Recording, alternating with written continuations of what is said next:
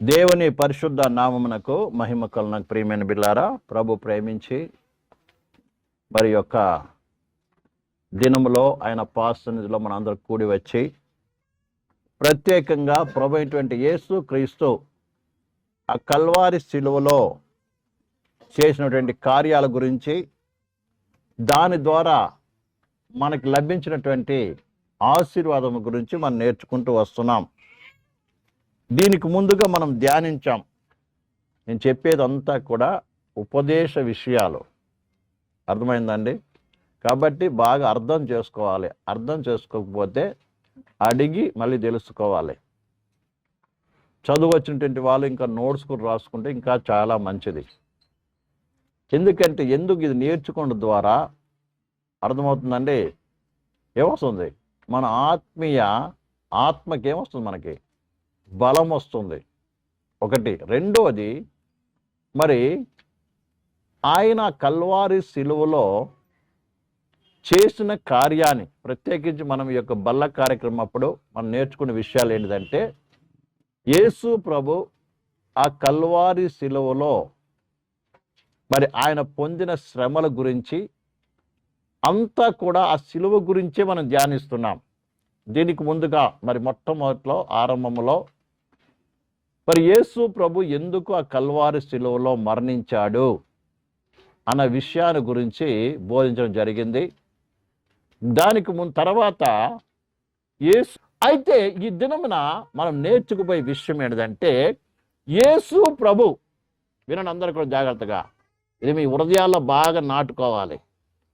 యేసు ప్రభు ఆ కల్వారి శిలువలో వ్రేలాడుతూ ఈ 7 మాటలు కూడా పలికిన తర్వాత ఏం చేశాడు? తన ఆత్మను అప్పగించాడు, ప్రాణాన్ని విడిచాడు. ప్రాణాన్ని విడిచినప్పుడు ఈ భూమి మీద కొన్ని సంఘటనలు జరిగాయి. అమ్మ అర్థమవుతుందండి? బాగా అర్థం చేసుకోండి. ఏంటంట, ఆయన ప్రాణాలు విడిచినప్పుడు సమాప్తమైనదని చెప్పి తల వంచి తన ఆత్మను దేవునికి అప్పగించినప్పుడు ప్రియులారా కొన్ని సంఘటనలు ఈ భూమి మీద జరిగింది. రెండో కార్యము ప్రియులారా, రెండో కార్యము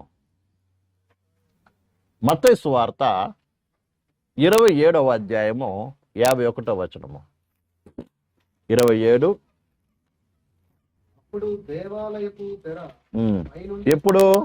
ఎప్పుడు ప్రాణం విడిచినప్పుడు. అక్కడ ముందు రాయబడింది, ఇక్కడ కరెక్ట్గా రాయబడింది. 27వ అధ్యాయము 51వ వచనం. 50 నుంచి చదువునైనా. యేసు మరలా బిగ్గరగా కేక వేసి ప్రాణము విడిచెను. అప్పుడు దేవాలయపు తెర పై నుండి క్రింది వరకు 2గా చినిగెను. 37, 38, 15వ అధ్యాయము మార్కు సువార్త 15వ అధ్యాయము 37, 38.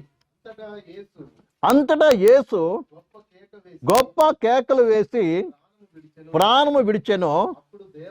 అప్పుడు దేవాలయపు తెర పై నుండి క్రింది వరకు 2గా చినిగెను. యేసు ఎప్పుడైతే ఆ శిలువలో ప్రాణం విడిచాడో, దేవాలయం అంటే ఏంటిది? ఏ దేవాలయము? ఆనాడు యేసు ప్రభు కాలంలో యేసు ప్రభు కూడా 2 సార్లు వెళ్ళి ఏం చేశాడు? ఆ దేవాలయమును శుద్ధి చేశాడు. అనేక సార్లు దేవాలయంలో వచ్చి బోధన చేశాడు. అనగా ఆనాడు హెరోదు కట్టిన మందిరము, దేవాలయము. ప్రియమైన బిడ్డలారా, దాదాపు ఆ యొక్క మందిరం అంట ప్రియులారా కట్ట 40 సంవత్సరాలు పట్టిందంట. అర్థమైందండి? ఎన్ని సంవత్సరాలు పట్టింది? బైబిల్లో ఉంది కదా. ఎన్ని సంవత్సరాలు పట్టింది? ఆ దేవాలయంలో ఉన్నటువంటి యొక్క తెర మీకు అందరికీ కూడా తెలుసు బాగా. ప్రత్యక్ష గుడారంలో 2 తెరలు ఉంటాయి. ఒకటి ప్రత్యక్ష గుడారం తెలుసా మీకు అందరికీ? మీరు తెలియకపోతే మీకు వీడియోలు ఉంటాయి, అందులో వీడియోలో చూడండి యూట్యూబ్లో, అర్థమవుతుందండి. మోషే యొక్క ప్రేమదార అనేది. అయితే అందులో మొదటి తెర ఒకటి ఉంటుంది, తర్వాత లోపల ఇంకో తెర ఉంటుంది. అర్థమైందా? ఇక్కడ చెప్తున్నది లోపల పరిశుద్ధ స్థలానికి అతి పరిశుద్ధ స్థలానికి వేరు చేసిన తెర. నిర్గమాకాండము 26వ అధ్యాయం 31వ వచనము. నిర్గమాకాండము 26వ అధ్యాయం 31వ వచనము. 26వ అధ్యాయము 31వ వచనము. మరియు నీవు నీల ధూమ్ర రక్తవర్ణము గల ఒక అడ్డతెరను పేరిన సన్ననారతో చేయవలెను. అది చిత్రకారుని పని అయి కేరూబులు గలదిగా చేయవలెను.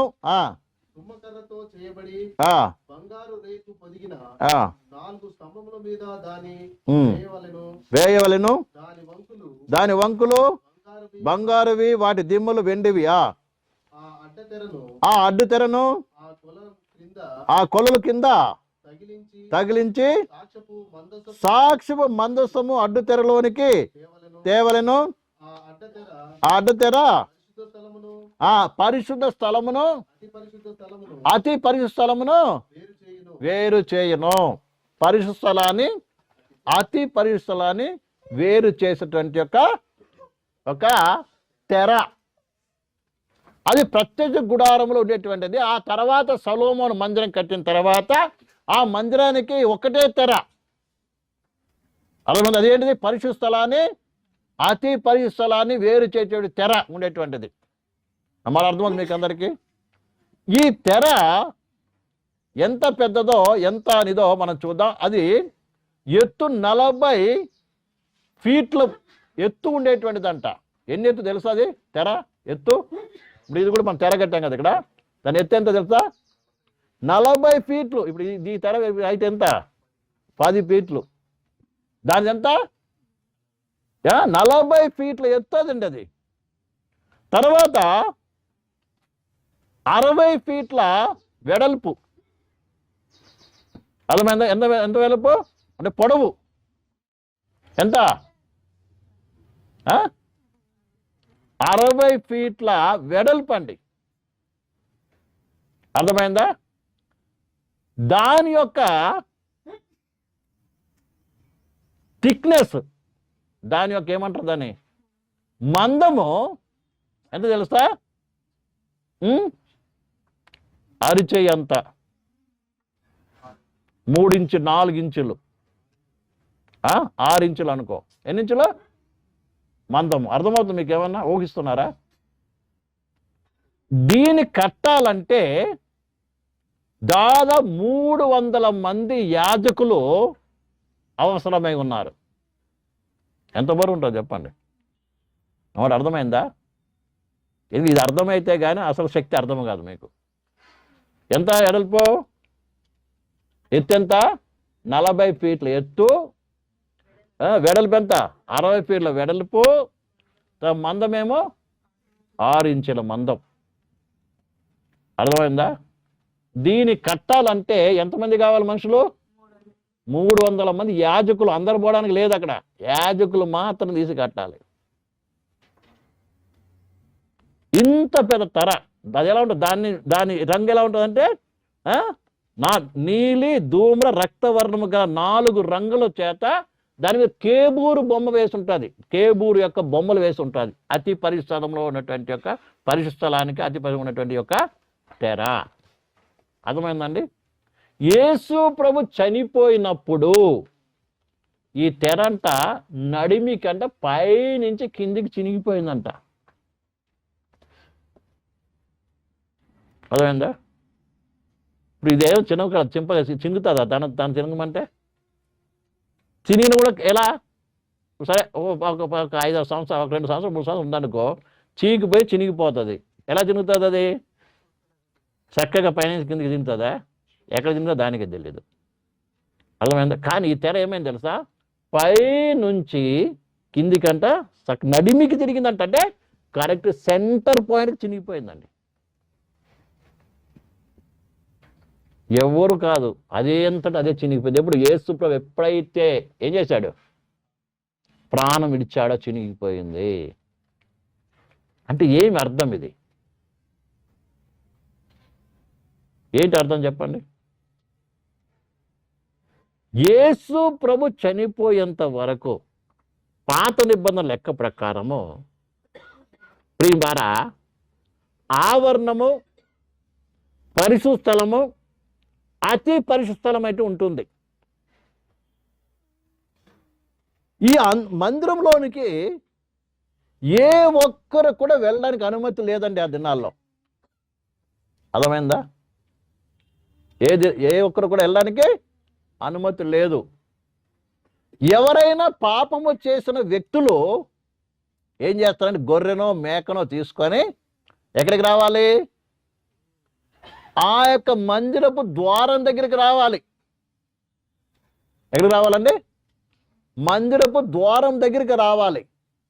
వచ్చి దాని మీద చేతులుంచి ఏం చేయాలి? దాన్ని వధించి నప్పుడు యాజకులు ఏం చేస్తారంటే దాని యొక్క తీసుకెళ్ళి మాంసాన్ని ఏం చేస్తారు? బలిపీఠం పెట్టి దాన్ని కాలుస్తారు. రక్తం తీసుకెళ్ళి వెళ్ళి ఏం చేస్తారు? ఆ బలిపీఠం దగ్గర పోయటము, లేకుంటే కొంత తీసుకెళ్ళి పరిశుద్ధ స్థలంలో తీసుకెళ్ళి ప్రోక్షిస్తారు. ఆ పరిశుద్ధ స్థలంలోనికి యాజకులు తప్ప మరి ఎవరు కూడా పోవడానికి వీలు లేదు. ఇక అతి పరిశుద్ధ స్థలం అంటారా? సంవత్సరానికి ఒక్కసారి, ఎన్నిసార్లు అండి? సంవత్సరం ఒక్కసారి మాత్రమే ప్రధాన యాజకుడు ఏం చేస్తాడు? రక్తం తీసుకొని అక్కడ కేవలం అతి పరిశుద్ధ మందసం మాత్రం ఉంటుంది. మందసము కరుణాపీఠం ఉంటుంది. అక్కడ తీసుకెళ్ళి 7 సార్లు ఏం చేస్తాడు? ప్రోక్షించి వస్తాడండి. ధూపం ఒక చేతిలో పట్టుకొని, ఒక చేతిలో ధూపం ఉంటుంది, ఒక చేతిలో ఏం చేస్తాడు? రక్తం తీసుకుని వెళ్ళి అందులో ప్రోక్షించి అలాగా వచ్చేస్తాడు వెనకకి. అంటే దేవుని దగ్గరికి వెళ్ళటానికి ఏ ఒక్కరు ఇక్కడ ఏం లేదు, అనుమతి లేదు. ఒకళ్ళు వెళ్తే చచ్చిపోతారు. మందస్థాన్ని కూడా ముట్టుకోవద్దు ఎవరు. దాని యాజకులు మాత్రం ఏం చేయాలి? ఎత్తుకోవాలి తప్ప ఆ మందస్థాన్ని తెరిచి చూడడానికి అసలే అనుమతి లేదండి. తెరిచి చూసి చచ్చిపోతారు. ఒకసారి అలాగే జరిగింది కదా న్యాయాధిపతుల కాలంలో. ఎందుకంటే దేవుడు ఎవరు? పరిశుద్ధుడు. దేవుడు ఎవరంట? పరిశుద్ధుడు. మానవుడు ఒకప్పుడు కూడా, అనగా మానవుడు దేవుడు సృజించినప్పుడు వాడు దేవునితోనే కలిసి ఉన్నాడండి. అర్థమైందా? ఎలా ఉన్నాడు? దేవునితో కలిసి ఉన్నాడు. కానీ ఎప్పుడైతే పాపము చేశారో, అర్థమైందండి? ఏం చేశారు? పాపము చేశారో వెంటనే ఏమైంది తెలుసా? దేవుని సముఖం నుంచి ఏమయ్యాడు? వెళ్ళగొట్టబడ్డాడు. అర్థమైందా? వెళ్ళగొట్టబడిన తర్వాత మరలా జీవవృక్ష ఫలం దగ్గరికి వెళ్ళకుండా ఆ ఏదేను తోట ఉన్నటువంటి యొక్క ప్రియమైన బిల్లారా ద్వారానికి ఏం పెట్టారు తెలుసా? చదవండి 3వ అధ్యాయము ఆదికాండము 24వ వచనము. అప్పుడు ఆయన ఆదామును వెళ్ళగొట్టి ఏదైనా తోటకు తూర్పు దిక్కున కేబూరును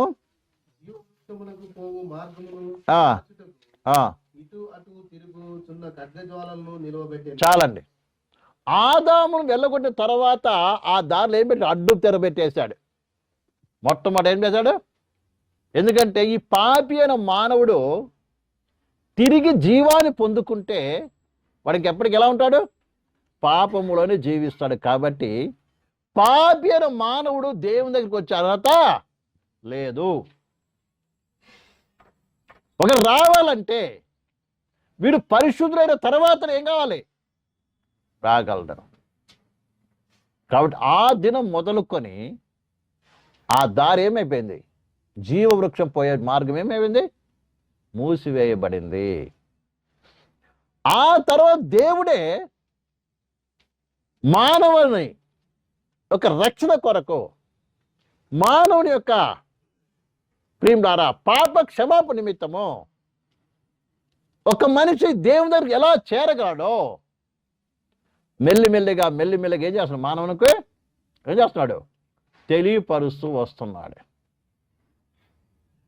అలా మానవుడు దేవుని దూరమైన మానవుణ్ణి దగ్గర చేయటం కొరకు దేవుడే ఏం చేశాడు? ఈ లోకంలో వచ్చి నివసించడం ప్రారంభించాడు. మొట్టమొదటి ఇజ్రాయెల్ మధ్యకు వచ్చి నివసించడం ప్రారంభించాడు.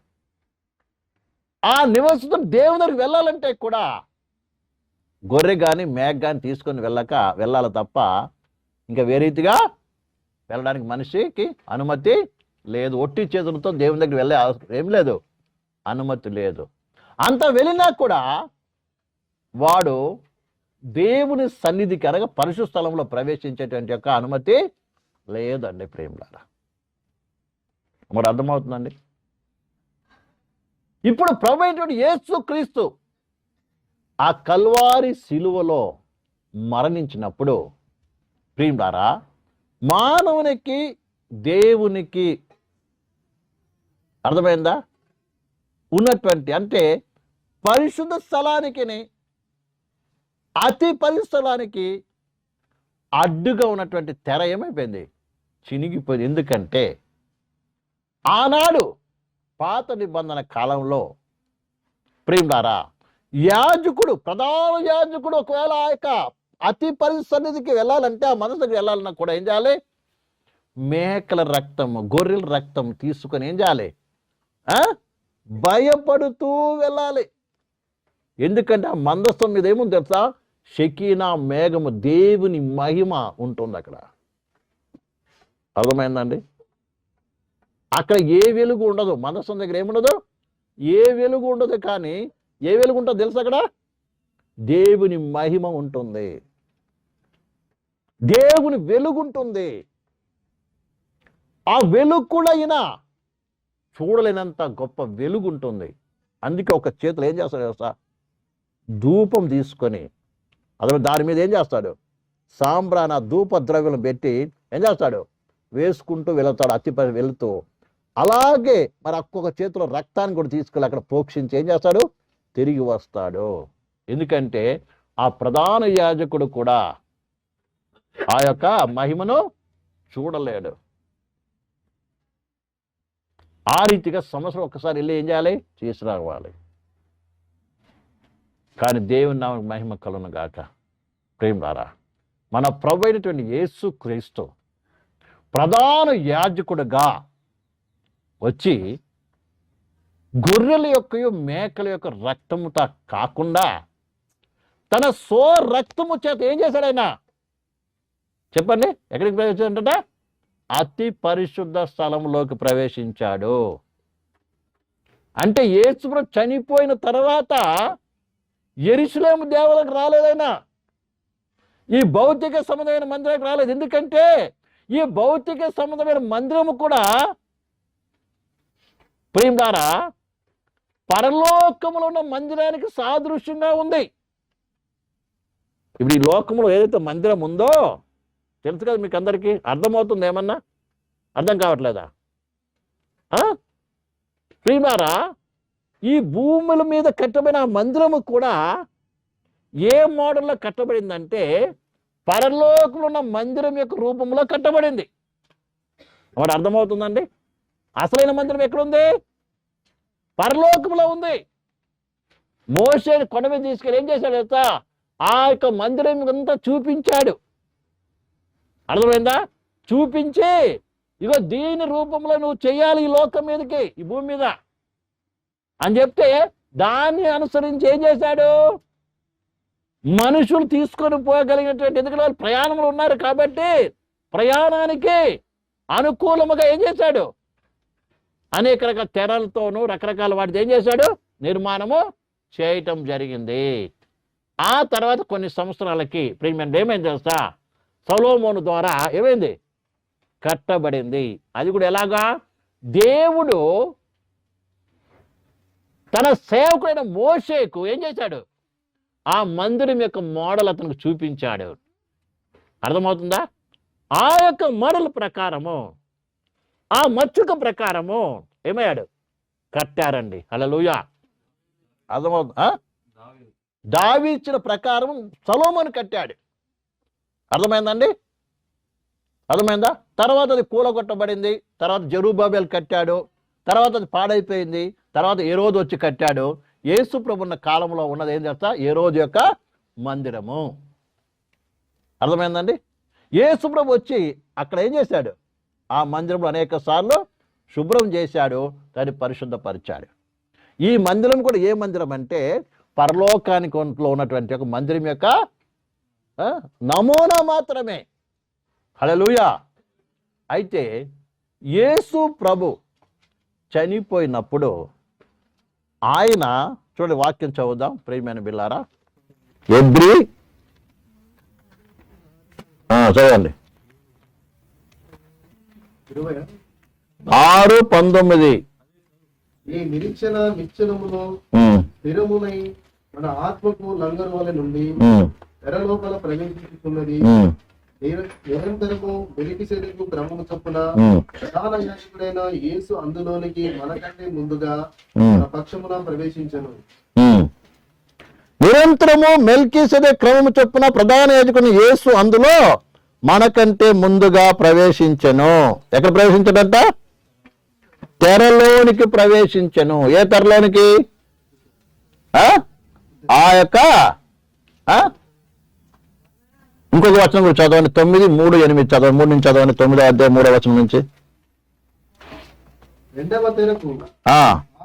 ఇక్కడ మీకు కరెక్ట్ గా అర్థం అవుతుంది మాట. చదవండి. రాసిన పత్రిక 9వ అధ్యాయం 1 నుంచి చదువుదాం.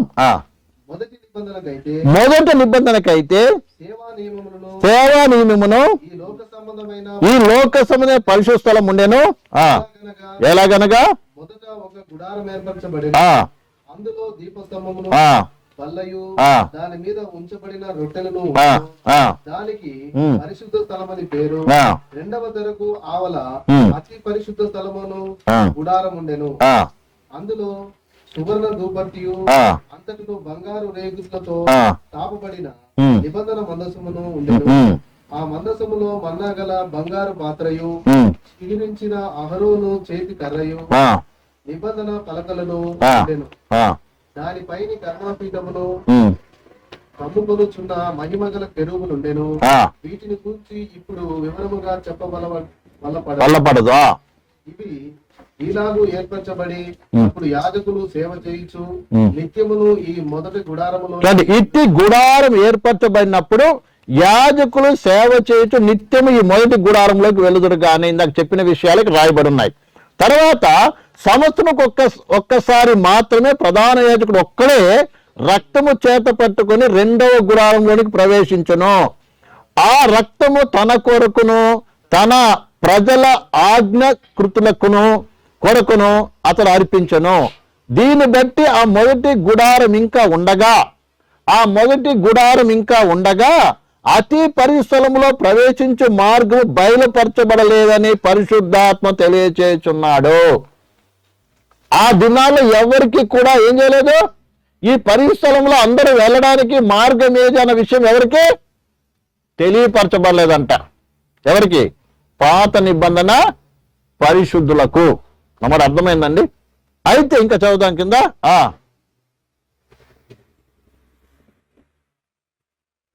11 చదువుదాం.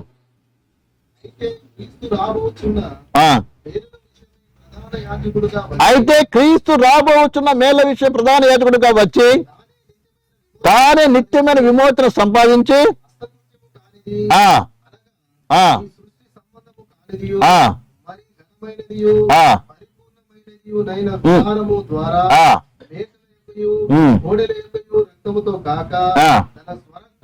ఒక్కసారి పరిశుద్ధ స్థలములో ప్రవేశించెను. చాలండి, ఇక్కడ ఆగుదాం. ఇక్కడ రాయబడిన మాట్లాడదండి. క్రీస్తు రాబోచున్న మేళ్ల విషయం ప్రధాన యాజకుడిగా వచ్చి తానే నిత్యమైన విమోచన సంపాదించి హస్తకృత్యములు కానిది అంటే అర్థమైనది చేతితో చేయబడినటువంటిది. ఈ లోకంలో ప్రత్యక్ష గుడారం కావచ్చు, సొలొమోను మందిరం కావచ్చు, తర్వాత జెరుబ్బాబెలు కట్టిన మందిరం కావచ్చు, తర్వాత హేరోదు కట్టిన మందిరం కావచ్చు. అర్థమైందండి?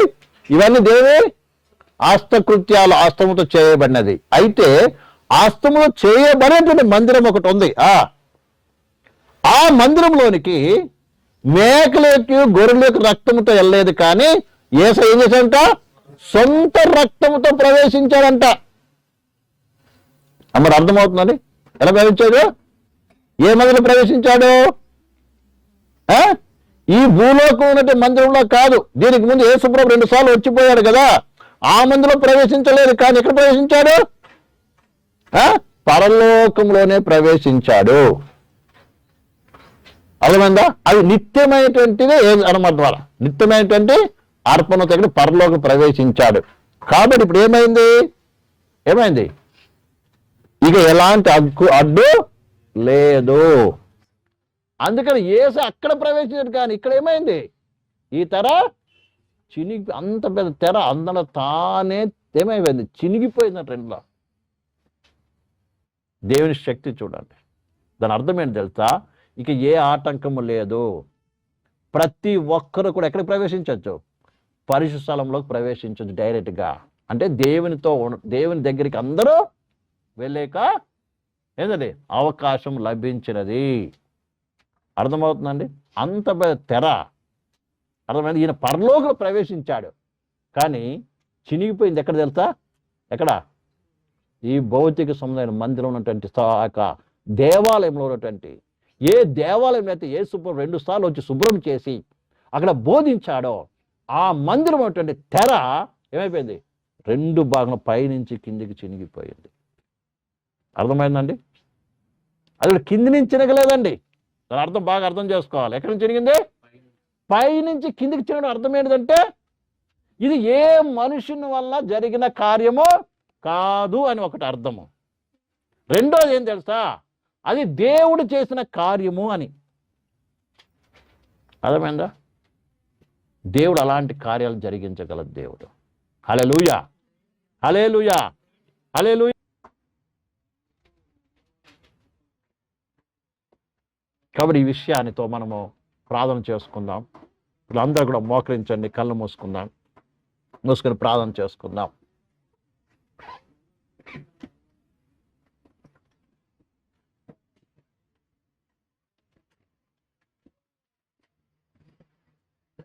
అందరం మోకరిద్దాం, కళ్ళు మూసుకొని దేవుని సన్నిధిలో ఈ యొక్క మధ్యాహ్న కాల సమయంలో మనం విన్నటువంటి వాక్యాన్ని మనం పరిశీలన చేసుకుందాం. దేవుని వాక్యం విన్న ప్రియ సహోదరి సహోదరుడా, మన ప్రభువైన యేసుక్రీస్తు ఆ కల్వారి శిలువలో వేలాడుతూ ఆయన పనికిల మాటలు ఒక్కసారి జ్ఞాపకం చేసుకుందాం. అలాగే చనిపోయినప్పుడు ఈ భూమి మీద జరిగిన కార్యాలను మనం ధ్యానిస్తూ వస్తున్నాం. Hallelujah, praise the lord, praise the lord, praise the lord, praise the lord, praise the lord, praise the lord, praise the lord, praise the lord, praise the lord, praise the lord. Hallelujah. ఆయన ఎప్పుడైతే సమాప్తమని చెప్పి తన ప్రాణాన్ని విడిచాడు, ప్రియ సహోదరి సహోదరుడా, తన ఆత్మను దేవునికి అప్పగించాడు. ఆ దినంలోనే ప్రియమైన బిడ్డలారా, ఈ భూమి అంతా కూడా భయంకరమైన చీకటి కమ్మినది. సూర్యుడు అదృశ్యమాయను. ప్రియ సహోదరి సహోదరా, తన సృష్టికర్త అయినటువంటి దేవుడు, తను నియమించినటువంటి దేవుడు శరీరధారిగా వచ్చి ఆ కల్వారి శిలువలో పడుతున్న వేదనను చూడలేక సూర్యుడు తన ముఖాన్ని మరుగు చేసుకున్నాడు. ప్రియ సహోదరి సహోదరా,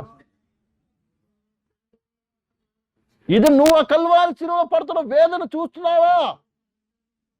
హల్లెలూయా, ప్రైజ్ ది లార్డ్. ఆ కల్వారి శిలువ ఆయన అనుభవించిన బాధను తట్టుకోలేక నువ్వు ఏ రీతిగా స్పందిస్తున్నావు? అని ఎందుకు చనిపోయాడని నువ్వు అనుకుంటున్నావు? అని ఎందుకు భయంకర వేదన అనుభవించాడని నువ్వు ఆలోచిస్తున్నావు? ప్రియ సహోదరి సహోదరా, అర్థం చేసుకుంటున్నావా? గ్రహించుకుంటున్నావా? ఒకటికి అర్థమైతే ఇప్పుడే, ప్రభా నా కొరకు నువ్వు చనిపోయావు, నా విమోచన కొరకు నువ్వు ప్రభా వేదన అనిపించావు, నా కొరకు పాపముగా చేయబడి ఆ పాపానికి శిక్ష అనుభవించి నాకు బదులుగా మరణించావు యేసయ్యా అని హృదయాన్ని సమర్పించకపోయేసావు. హల్లెలూయా, హల్లెలూయా, హల్లెలూయా, హల్లెలూయా. ఆ యొక్క దేవాలయము తెరని చనిపోయినప్పుడు పై నుండి కింది వరకు చిన్నపోయినట్టుగా చూస్తున్నాను. హల్లెలూయా. అది నీకేం తెలియపరుస్తుంది? ఇదిగో నీకు బదులుగా చనిపోయాను, నీ పాపాన్ని బట్టి నీకు మోయబడేటువంటి ద్వారము ఇదిగో నా సొంత రక్తము ద్వారా, నా శరీరం నెలకొట్టుబడి ద్వారా, ఈ శరీరం తెర ద్వారా నేను తిరిగి దారిని ఏర్పాటు చేస్తున్నాను. ఇదిగో రక్తాన్ని ప్రోక్షిస్తున్నాను. ఈ రక్తము ద్వారా నీకు దేవునితో కలిసి జీవించడానికి, దేవునితో ఉండేటువంటి భాగ్యమును కలగజేశాను, కోరిను ఏర్పాటు చేశాను. ఇదే దారితో నడుచుకోండి అని ప్రభు నీతో మాట్లాడుతున్న ప్రియ సహోదరుడు. యేసు నమ్ముకుంటున్నాడు. దేవుని దగ్గరికి వెళ్ళేటువంటి దారి, దేవునితో కలిసి జీవించే దారి, దేవుని ఇంట్లో నివసించాలని తండ్రిగా నువ్వు ఆయన కుమారుకునేటువంటి యొక్క గొప్ప ధన్యత, భాగ్యము కలిగి ఉన్నది. హల్లెలూయా. ఆ ధన్యత నువ్వు పొందుకోవాలని ఈ యొక్క మధ్యాహ్న కాలంలో ప్రభుత్వంతో మాట్లాడుకొని పిలుస్తూ ఉన్నాడు. ప్రియ సహోదరి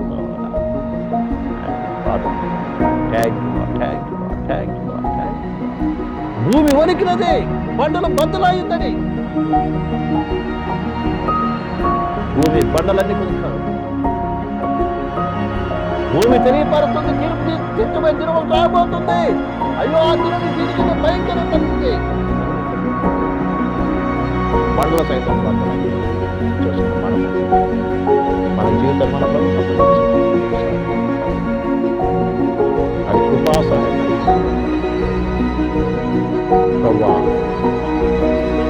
ఈ సృష్టిలో చనిపోయినప్పుడు చేసిన కార్యాన్ని మదిలో మా జీవితాల్లో ప్రేమించి సేవించి గడవడానికి ఇంటి కార్యం జరిగించిన దేవానికి స్తోత్రం.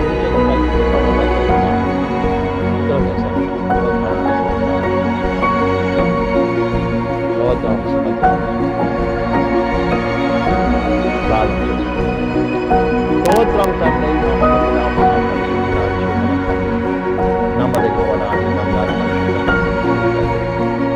ఈ ఉదయకాల సమయంలో ఈ కల్వారి మరణించినప్పుడు ఈ భూమి జరిగిన కార్యాల గురించి మేము ధ్యానించుండగా విన్న ప్రతి బిడ్డలో కూడా నీ ఆత్మకార్యం జరిగించండి.